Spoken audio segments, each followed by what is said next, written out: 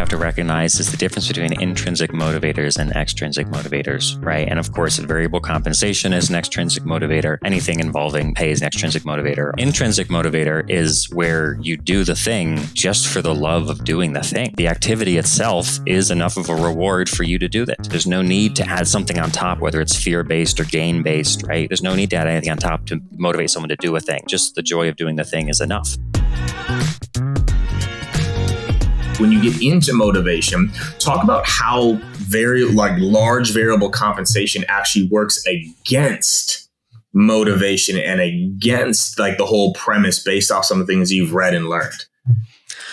So I think the first, major split we have to recognize is the difference between intrinsic motivators and extrinsic motivators, right? And of course, variable compensation is an extrinsic motivator. Anything involving, pay is an extrinsic motivator. Although even things like putting someone on a PIP for poor performance is also an extrinsic motivator, right? Intrinsic motivator is where you do the thing just for the love of doing the thing, right? The activity itself is enough of a reward for you to do that. There's no need to add something on top, whether it's fear-based or gain-based, right? There's no need to add anything on top to motivate someone to do a thing. Just the joy of doing the thing is enough. And human beings operate pretty well with both types of motivation, right? We are wired to handle both types. They both work for us. They have different results and different outcomes based on which you're using. But really, both elements should be present in any sort of strategy you have to motivate and get the best out of people. And these having the giant lever of this variable compensation that they can pull on, sales leaders, in my experience, tend to ignore the intrinsic motivation and say, well, shit, if I pay you enough money, you'll do whatever the fuck I tell you to do, right? And it's just as simple as that.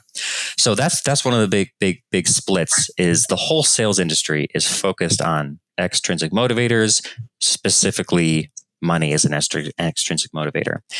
And it works, it functions, right? But it has some serious downsides. It has some serious downsides for customers, for reps, for the company, for the industry. I don't think really anybody wins by this exclusive focus on extrinsic motivators, right? For example, I think it tends to lead to salespeople acting in the way that, typically salespeople act, right?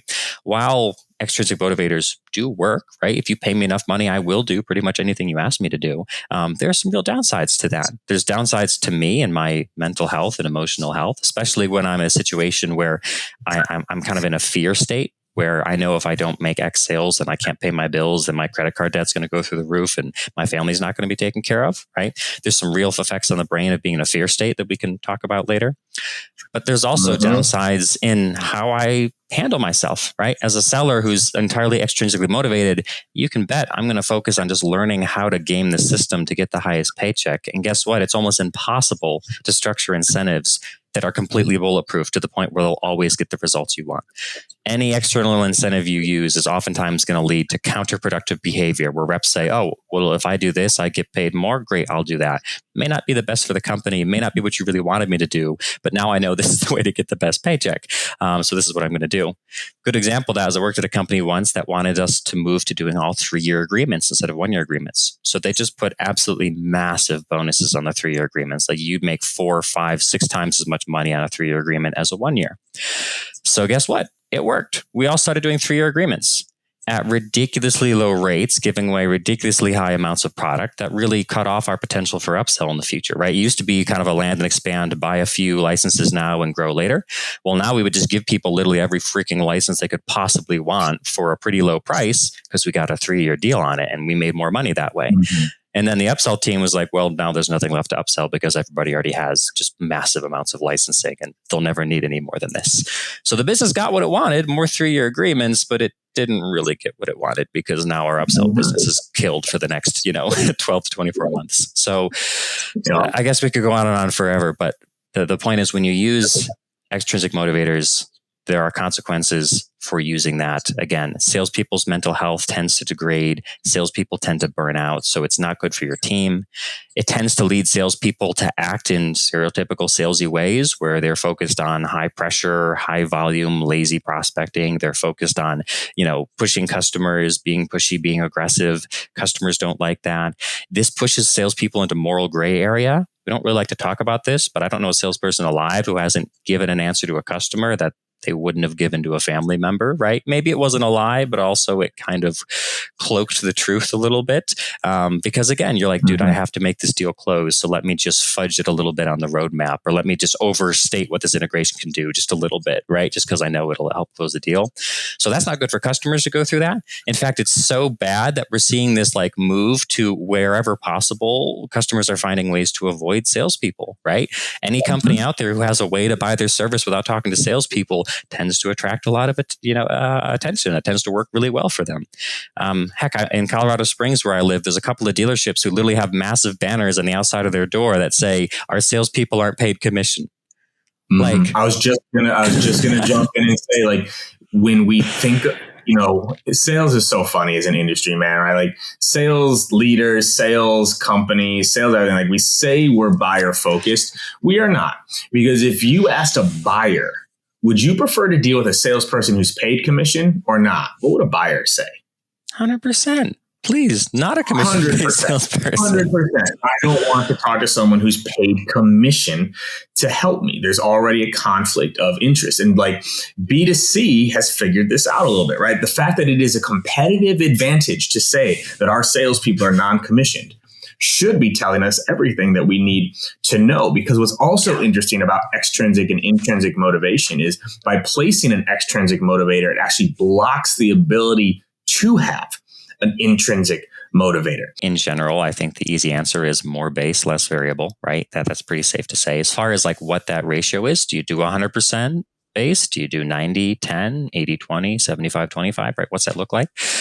I don't know if I have the answer. I mean, I can tell you what I would do in my business, but I think the important questions to ask, the first one is this base large enough that my salespeople won't be operating out of a place of fear? I think that's the most damaging part, right? Because, keep in mind, this does change based on the OTE, right? If you're working with someone who's got a 300K OTE, 150 base, it may not be as damaging to have that high variable because their needs are taken care of on 150K for most people, right? That the extra variable goes towards, investments and rental properties and savings and all that stuff.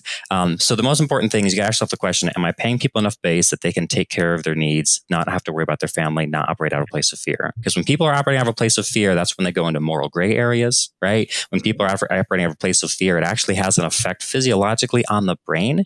People in a fear state have less oxygen, less blood flow to the parts of their brain that handle complex creative thought, right? Less intuition, less empathy, and they have more blood flow and more oxygen going to parts of their brains that handle just, kind of basic default repetitive tasks. So the most important thing is that you pay enough base that your salespeople don't have to operate out of a place of fear. When they're not operating out of a place of fear, physiologically, the brain can do its best thinking, do its best work. Morally, they're going to stay on the straight and narrow, so to speak. So that's the most important thing. Also, though, I would say, to your point, Katie, I also have found that you can't really have full emphasis on internal motivation and big emphasis on external motivation simultaneously, right? It's kind of an engineering trade-off where it's like you can have a little bit of both, but you can't have all of both. The human brain is either going to focus on the intrinsic motivators or it's going to focus on the intrinsic motivators. So you got to ask yourself, is the variable piece so large that it'll kind of overcrowd, overshadow, and kind of drown out the internal motivators?